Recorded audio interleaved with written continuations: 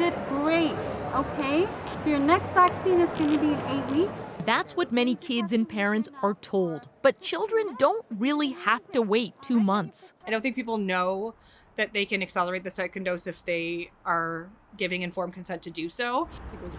It depends on where you live, but with Omicron spreading in Ontario, Elizabeth Patrick says her son's pediatrician shared her schedule for second doses. She booked her own kids for the 4-week mark, which is a pretty big endorsement for me.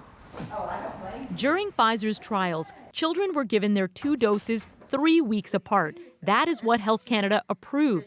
But based on emerging evidence in adults, the National Advisory Committee on Immunization recommends an interval of at least 8 weeks, saying longer intervals between the first and second doses result in a stronger immune response, higher vaccine effectiveness in the long term, and may be associated with an even lower risk of myocarditis or heart inflammation. The challenge right now with Omicron here is that we don't know how much protection there is for all of our kids 5 to 11 who are sitting right now with 1 dose.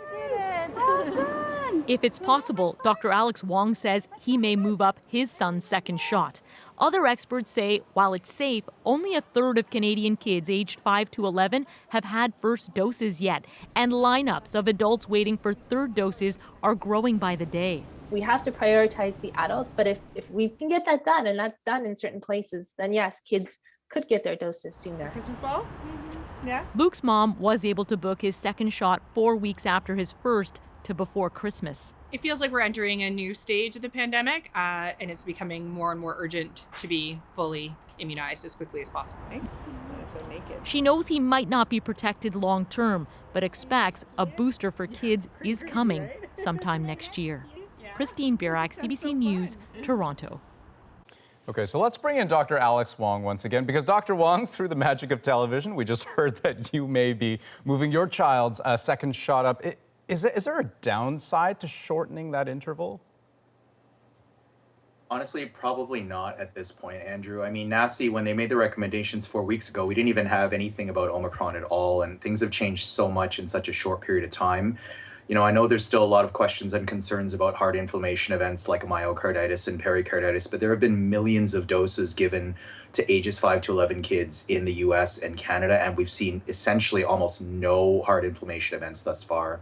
We just don't know with Omicron, and again, a huge piece of vaccinating our kids is preventing infection, and we know a single dose is probably not going to be as good with Omicron compared to 2 doses. So I'm going to try to probably move our son's dose up, to the 4-week mark, and to try to get him protected before he goes back to school in January. And, I think that's the right thing to do in this situation.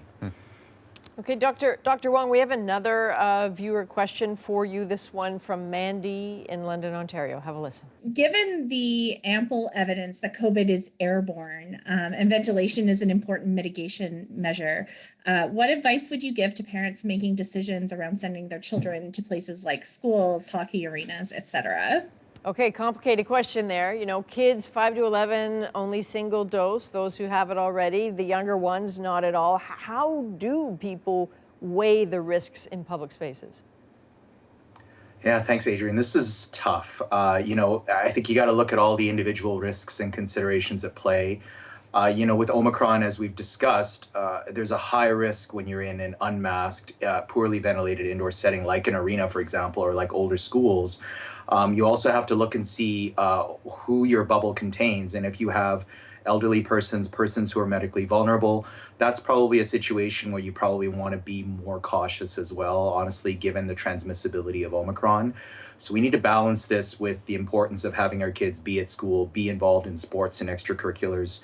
If they're fully vaccinated, you've done everything you can in order to keep your kids safe. Then I think you just make the decision that you feel is right and you move forward with that and be good with it. Okay, thank you.